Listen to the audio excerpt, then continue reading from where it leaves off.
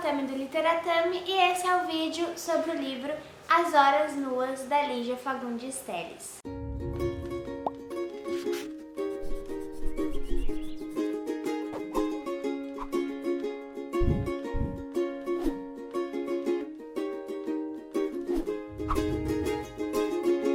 Este vídeo é mais um vídeo do projeto Eu Leio Lígia Fagundes Telles. Se você não sabe do que eu estou falando, vou deixar em cima um card e aqui embaixo também na descrição do vídeo o link para você acessar a playlist desse projeto, que consiste em ler a obra cronológica da Lígia Fagundes Telles, a obra completa em ordem cronológica. Enfim, agora foi a vez de As Horas Nuas, este que com certeza foi um dos melhores livros que eu li por conta do projeto, um dos melhores livros da Lígia e que é um romance da autora. Mas para começo de conversa, eu quero falar para vocês que muito da minha leitura tem como base um texto deste livro aqui, o Dispersos e Inéditos Estudos sobre Lígia Fagundes Telles, da Vera Maria Titsman Silva, que é uma grande estudiosa da obra ligiana.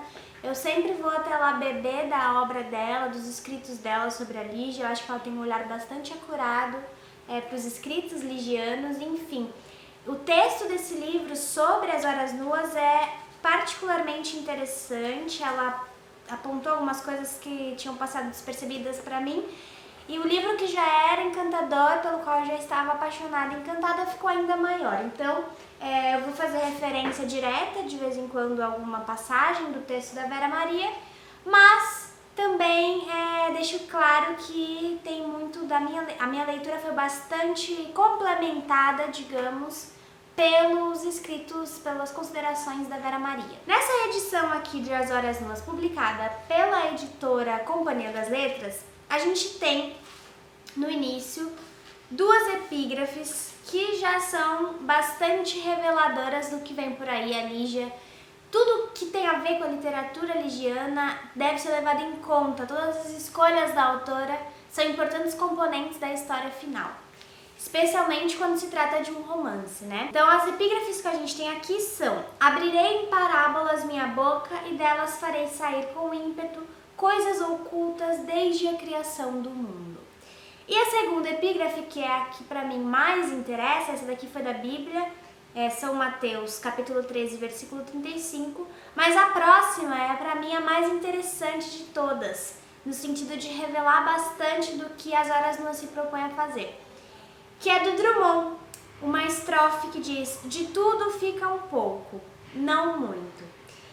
E o que isso diz então?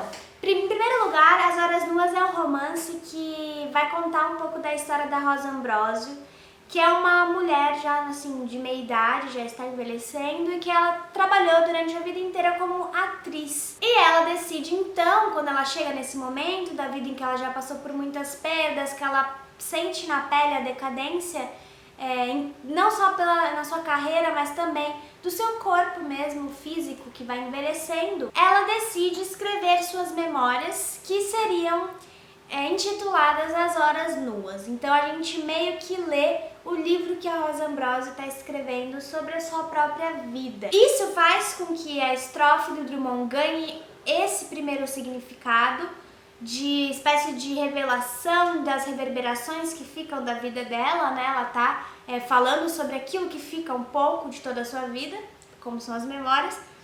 Mas aqui tá a grande chave que a leitura da Vera Maria me abriu, para qual a leitura dela me abriu, que eu já tinha assim notado, mas não de modo tão explícito, que é como se este livro fosse uma coroação que congrega e ultrapassa todas as obras da Lígia Fagundes Telles. Como assim? A Vera Maria vai propor aqui nesse livro um estudo e um levantamento de semelhanças que há entre As Horas Nuas e as obras anteriores da Lígia Fagundes Telles. Então, de tudo aquilo que a Lígia escreveu, ficou um pouco aqui em As Horas Nuas. É fantástico, por quê? Primeiro porque você não precisa ter lido nada da Lígia para ler esse daqui. Esse livro, ele se basta por si só, de maneira assim excepcional. É um livro maravilhoso, impecável. Mas, para quem, como nós, tem o privilégio de ler, de ter lido já alguma obra da Lígia, ou tudo aquilo que ela já escreveu até aqui, Esse livro ganha muito, porque de tudo ficou um pouco. Ela está recuperando, fazendo referência a vários elementos narrativos que ela usa e abusa anteriormente, a personagens de modo mais pontual, as situações que ela já explorou antes. E, bom, isso foi assim, um grande presente poder ter lido esse livro nessa ordem, porque a gente vai percebendo mesmo como a Lígia fez com que tudo aquilo se unisse e culminasse nessa obra-prima aqui, que é As Horas Nuas. Isso já se vê logo no primeiro parágrafo do livro, que já é maravilhoso, que tem como narradora a Rosa Ambrosio, que é a nossa protagonista. Ela diz o seguinte: entro no quarto escuro, não acendo a luz, quero o escuro. Tropeço no macio, desabo em cima dessa coisa, ah, meu pai. A mania da Dionísia largar as trouxas de roupa suja no meio do caminho. Está bem, querida, roupa que eu sujei e que você vai lavar, reconheço. Você trabalha muito, não existe devoção igual. Mas agora dá licença. Eu queria ficar assim quietinha com a minha garrafa. Oh, delícia, beber sem testemunhas, algodoada no chão, feito um astronauta no espaço. A nave desligada, tudo desligado. Invisível. O que já é uma proeza num planeta habitado por gente visível demais. Gente tão solicitante, olha o meu cabelo, olha o meu sapato, olha aqui o meu rabo. E pode acontecer que às vezes a gente não tem vontade de ver rabo nenhum. Então a gente já vê aqui a gente já consegue sentir o eco de algumas personagens que são as personagens de romances mesmo das protagonistas. De Ciranda de Pedra, de Verão no Aquário, de As Meninas. Esse modo de narrar e de sentir as coisas a gente já é conhecido. Talvez alguém que conheça a obra da Lígia e lesse esse primeiro parágrafo saberia imediatamente, identificaria imediatamente que se trata de um livro da Lígia. Mas uma outra coisa que também já fica assim bem evidente como algo próprio do micro-universo ligiano é a noção de bem e mal que se misturam, que já está logo assim na terceira página do livro. Então, preciso aproveitar essa ideia nas minhas memórias. Acho deslumbrante ver o bem e o mal, com letra maiúscula, confundidos numa coisa só, cozinhando no mesmo caldeirão. Mas, enfim, não é a minha intenção aqui nesse vídeo falar sobre essas coisas que já estão presentes nas obras anteriores da Lígia. Isso eu acho que a Vera Maria já fez assim muito bem no livro dela, no texto dela. Então, se você tem interesse por esse assunto, por esse modo de ler esse livro, leia este texto, porque realmente é fantástico. Eu acho que faz com que a nossa leitura fique ainda mais rica. Mas de todo modo não é esse meu interesse, era só algo que eu gostaria de pontuar. Enfim, eu acho que o que ficou pra mim de mais, e talvez para todos os leitores que tenham lido pela primeira vez esse livro, de mais forte aqui nessa obra é a questão do envelhecimento. A Rosa Ambrosio é uma personagem que tem dificuldade em envelhecer, em aceitar que está envelhecendo. Ela prefere não falar em velhice, ela prefere falar em madureza. Tem toda essa brincadeira de escolha de palavras, que é algo que a Lígia leva em conta quando está escrevendo e acabou passando para os personagens aqui desse livro, que é a questão de escolher bem as palavras. Por exemplo, trocar a palavra problema pela palavra teorema, que traz tel, Deus, na raiz. E, enfim, eu diria que a maior dificuldade da Rosa em relação a envelhecimento, por mais que ela tente nos convencer que por conta do envelhecimento físico, da decadência física do corpo, a gente percebe que na verdade para ela é muito difícil envelhecer, porque envelhecer acaba sendo um sinônimo de acumular perdas. Essa é uma personagem que acumulou inúmeras perdas e fica difícil para ela reconhecer aquilo que ficou. Se é que algo ficou, será que o que ficou é suficiente? É com esse conflito que ela vai deparar e que vai estar sendo narrado aqui no livro. E ela é uma mulher que faz parte, querendo ou não, da classe média alta, provavelmente paulistana. A gente tem, eu pelo menos tenho essa sensação de que as obras da Lígia, em sua maioria, são ambientadas em São Paulo, porque a autora é daqui, apaixonada por São Paulo, e também porque eu, como leitora, moro aqui e acabo reconhecendo alguma coisa aqui e ali. Mas essa é uma personagem que, fazendo parte dessa classe, é bastante influenciada pelas ideias judaico-cristãs da Igreja Católica. Ela é uma personagem pautada por essa moral do catolicismo, só que por mais que ela esteja ciente a essa moral, a esses princípios, ela não consegue obedecê-los. E isso é o que afunda essa personagem, essa hipocrisia burguesa é o que vai afundar a sua vida. E é triste ver a Rosa Ambrosio realmente mergulhando nesse delírio dela. Ela é uma personagem que gosta muito de beber, então a narrativa dela é uma narrativa embriagada, é uma narrativa atropelada, e ela precisa o tempo inteiro lidar com essa coisa do bem e o mal coexistindo não apenas no mundo de fora, mas principalmente no mundo de dentro.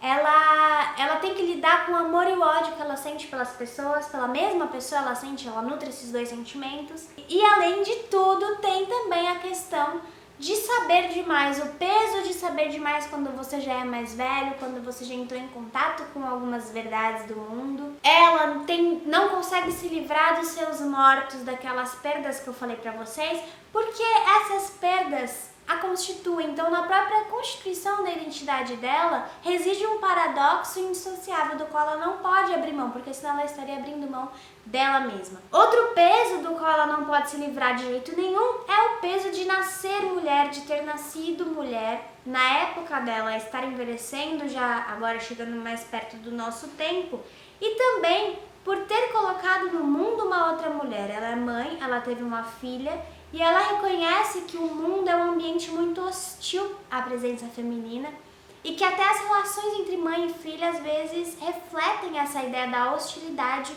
com o ser humano do sexo feminino. Então é uma narrativa sincera até onde se pode ser sincera. Por que eu digo isso? Bom, como o título das memórias dela é As Horas Nuas, a gente vê que ela tem a ideia, ou pelo menos quer nos passar a ideia, de desnudamento, de desacobertamento. É algo que ela se propõe a fazer a partir dessas memórias. Só que ela não consegue, como atriz, ela é uma personagem que por essência vive mascarada. Ela não gosta de lidar com as perdas. Então o que faria com que ela perdesse voluntariamente alguma coisa? O que faria com que ela abrisse mão das próprias máscaras? E será que seria possível que ela fizesse isso? Porque ela é uma personagem que desde criança precisou aprender a encenar a felicidade. Existe um episódio aqui que marcou muito a vida dela e que talvez marque a estreia da sua vida como atriz, que é quando ela era criança, assim, pré-adolescente, que ela tinha um casamento de uma prima pra ir.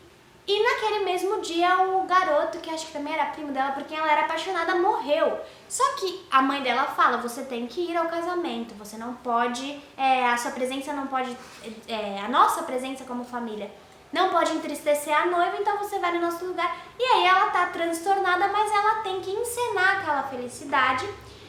E ela tá sempre em busca de aplausos da plateia também. Então a gente percebe que é uma narrativa que é sincera, mas até certo ponto. É uma personagem da qual a gente desconfia o tempo todo quando está narrando. Então o que domina a vida dessa personagem, isso é algo que a Vera Maria disse, não é a ideia de tragédia como normalmente acontece com as personagens da Lígia, que tem uma vida bastante trágica. Nesse caso, o que predomina mesmo é a farsa, mais do que a tragédia é a farsa. Ela é uma personagem que em certa medida consegue nutrir o humor em relação a si mesma, a sua própria decadência, mas ela tá sempre ali farseando. E isso faz com que essa tentativa de desnudamento, de narrar as suas memórias do modo mais sincero possível, soe um tanto quanto caricatural. Ela é uma personagem bastante caricatural, bastante dramática, no sentido de atriz mesmo. E isso fica ainda mais evidente com a mudança de narrador. E aqui pra mim é o ponto, acho que pra todo mundo que lê esse livro, o ponto alto dessa narrativa é a presença de um narrador totalmente inusitado. E, bem, eu não sei, eu acho que eu preferiria que você que não leu ainda não soubesse quem é esse narrador. Então talvez seja o caso de você pausar esse vídeo aqui, deixar pra assistir depois, mas enfim. não tem como falar desse livro sem falar disso. Tá escrito aqui atrás, mas de todo modo eu não li nada sobre o livro antes, então foi uma surpresa pra mim, é uma surpresa que eu gostaria de preservar a todos aqueles que ainda não leram, mas enfim, não é algo que vai mudar, assim, a experiência de leitura, mas é gostoso de descobrir pela Lígia. Quem narra também, além da Rosa Ambrosio aqui, este livro, é o Raul, que é um gato. Então a gente tem um narrador felino e é um narrador que talvez seja quem acessa a Rosa Ambrosio com maior honestidade, assim, maior sinceridade, com maior desnudamento. E não só em termos físicos, porque ele vê a Rosa Ambrosio se trocando, ele é o gato dela, então ele já a viu nua, ele vê, ele observa, ele pontua a decadência do corpo dela, as mudanças que acompanham o corpo durante a velhice, mas também ele acabou assistindo a alguns momentos bastante íntimos de desnudamento emocional, psicológico mesmo da personagem, do marido dela, o Gregório, que cometeu suicídio. Então ele é um personagem que tem um ponto de vista bastante privilegiado, e isso faz toda a diferença na narrativa. E além de tudo, uma outra coisa muito bacana desse personagem é que não só é linda a forma como ele aparece, principalmente para quem não sabe que vai ter um narrador gato aqui, eu fiquei tentando entender o que estava acontecendo, e quando eu percebi que se tratava do gato, eu fiquei encantada. A Nelly Novaes Coelho aqui nessa edição tem um textinho dela falando que a aparição do Raul nesse segundo capítulo é um dos momentos mais lindos do livro, e é verdade, e não pelo insólito que ele desperta, mas pela paixão que ele tem para narrar. E ele é de fato um personagem muito vivo, muito forte, muito potente, assim, palpável mesmo. E ele é um personagem, um personagem animal muito complexo, muito. E ele tem várias ideias metafísicas, ele acredita que a alma é algo transmissível, transmigrante. Ou seja, que a gente muda de corpo físico, a gente morre e muda de corpo físico, mas a alma continua a mesma. E ele, como gato, consegue acessar suas vidas passadas. E essas vidas passadas que vão ecoando ali na percepção que ele tem dos fatos naquele momento, fazem a gente pensar também que talvez ele possa ter sido algum personagem anterior da Lígia. De algum conto, de algum romance. A Vera faz mais ou menos esses paralelos aqui no texto dela. E porque ele fala de algumas cenas, situações que a gente já viu narrado em algum lugar, em algum conto, em algum sonho de um personagem. Então isso é muito bacana. Mas o que tem pra mim mesmo de mais bonito nesse gato é não a sua antropomorfização. Eu tenho muita dificuldade pra falar essa palavra. Não é só isso, até acho que o Fábio Lucas falou do H, que é um Raul com H, escrito com H. Poderia já ser também mais um modo de reforçar o humano desse personagem, mas não é só isso que encanta nele. O que encanta nele mesmo é como ele aos poucos vai tomando consciência de que é bicho e não ser humano. Principalmente porque ele muitas vezes é mais humano do que os próprios seres humanos que o rodeiam, no sentido de ter empatia, de ter compaixão, de pensar no próximo, sabe? Então, é um personagem muito bem construído, ele tem uma voz felina, uma voz narrativa também muito própria. Acho que é um dos melhores narradores da nossa literatura. Eu fiquei encantada por esse personagem e por esse modo de construir, de narrar que a Lígia criou aqui. Então a Rosa Ambrosio, que é a protagonista, tem todos esses problemas, né? Parece que parece que houve na vida dela um aniquilamento total de qualquer esperança, isso é bem triste, mas ainda persiste alguma coisinha de humor ali, por mais que seja uma pessoa desesperada, ela é uma pessoa bem-humorada, até onde se pode ser. E um ponto interessante da vida dela, assim, é que ela é uma personagem muito narcísica, então ela tem muitos espelhos pela casa, ela fica em um momento, assim, obcecada por tentar achar um espelho de aumento que ela tinha. E bom, esse é um dos problemas que essa personagem tem e que ela tenta resolver através da terapia. E aí, com a presença da terapia, a gente tem a aparição de algo muito original na literatura da Lígia, de uma personagem bastante diferente de todas as outras que a Lígia já nos apresentou, que é a analista, a terapeuta da Rosa Ambrosio, que é a Ananta Medrado. E aqui eu vou pegar então um trecho, como eu falei, que vai fazer referência, ao escrito da Vera Maria, tem um trecho em que ela fala sobre essa coisa da Rosa Ambrosio precisar dos espelhos, de ter muitos espelhos em casa. E ela vai dizer que o espelho devolve uma imagem que parece ser fiel sem o ser, pois que se mostra invertida. Neste romance, imagens, personagens e situações remetem sempre a textos anteriores da autora, mas guardam com eles uma simetria invertida e, portanto, espelhada. Daí porque o espelho, imagem obsessiva no romance, tem valor metalinguístico, não se restringindo ao que parece ser, na superfície do texto, mero índice de narcisismo de Rosa Ambrosio. Isso me fez lembrar aquilo que o Drummond falava sobre a Lígia e que eu sempre já falei aqui várias vezes, que ele dizia que quem lê Lígia e quer apenas uma história, vai ter apenas uma história. Então, é possível, totalmente possível, e não é errado de modo algum, ler essa presença obsessiva de espelhos como um indício do narcisismo da personagem. Não tá errado isso. Só que quem quer mais que uma história pode adentrar a camada mais profunda dos seres humanos. E é isso o que a Lígia faz ao inserir esses espelhos, como a Vera Maria muito bem pontuou aqui, quando ela insere esses espelhos para mostrar que tá tudo refletindo as narrativas anteriores dela. E bem, não por acaso, a Rosa Ambrosio tem vários espelhos em casa e a Nanta não tem nenhum. Elas são personagens que moram no mesmo prédio.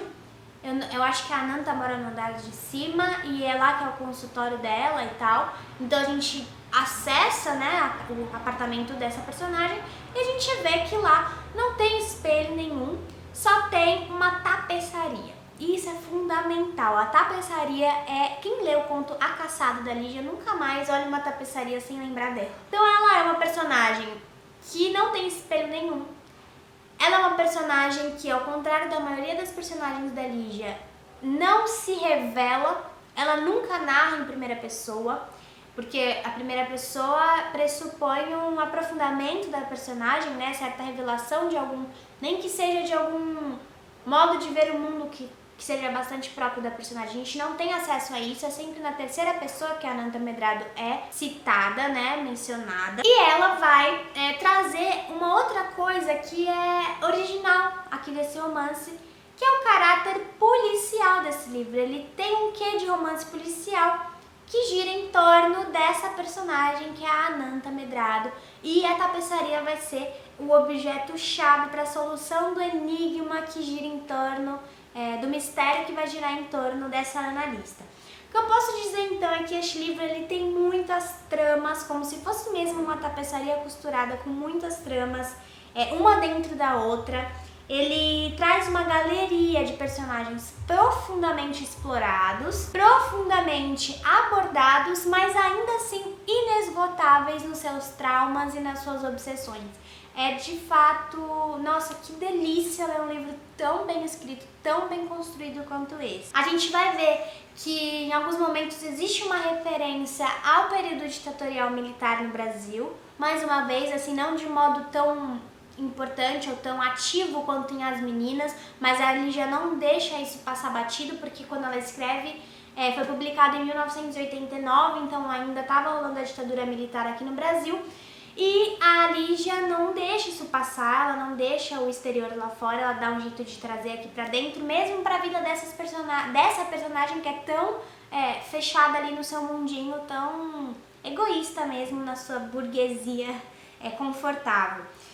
E, bom, outra coisa assim pra finalizar, que eu acho que esse vídeo já deve estar imenso, mas, cara, que livro merece muito mais do que isso. Que tem aqui no livro uma citação do Caio Fernando Abreu na ocasião do lançamento desse livro.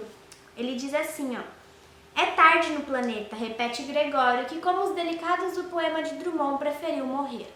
Ao contrário dele, Lígia Fagundes Telles escolhe viver assumindo sua condição de escritora no que ela tem de mais difícil, digno e corajoso: a transgressão.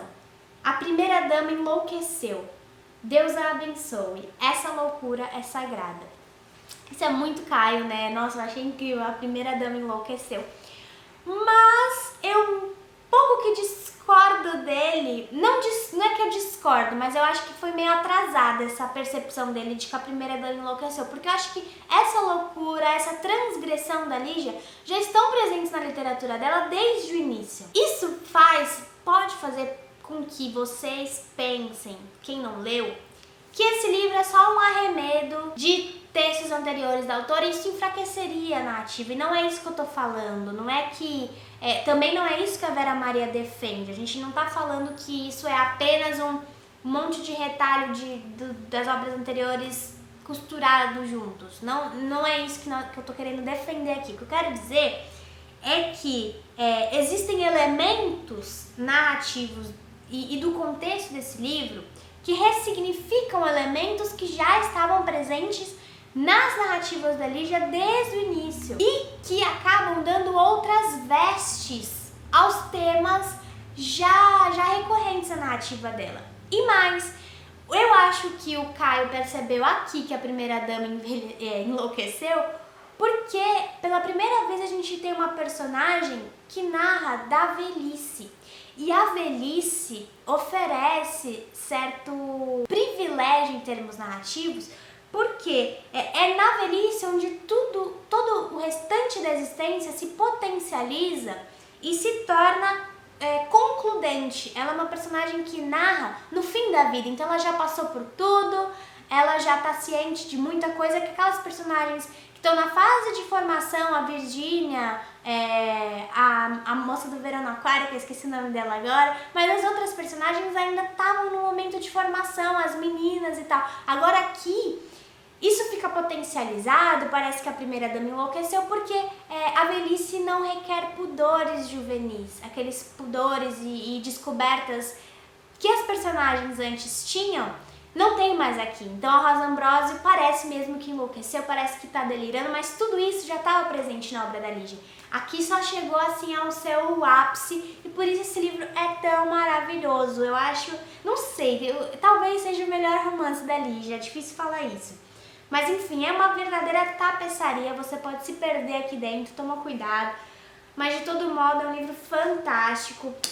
Lembrando que você pode comprar qualquer livro da Lígia Fagundes Telles pela Livraria Luminários online, pelo Instagram, uma livraria independente, você ajuda aí a ser independente, com desconto, só colocar o código LITERATAMI na hora de fazer a compra, falar que você está comprando por indicação minha. E outra coisa que eu queria indicar para vocês também são os marcadores do Felipe Ernesto, olha só que coisa linda que ele fez aqui, essa Lígia, não sei focar direito com essa câmera ainda, mas enfim, é isso, gente.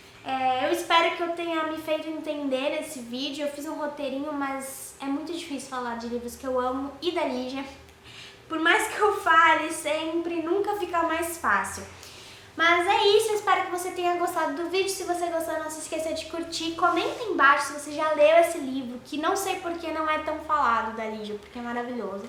Inscreva-se no canal se você for novo por aqui e acompanhe Literatami nas outras redes sociais. Muito obrigada, eu vejo você no próximo vídeo. Tchau, tchau!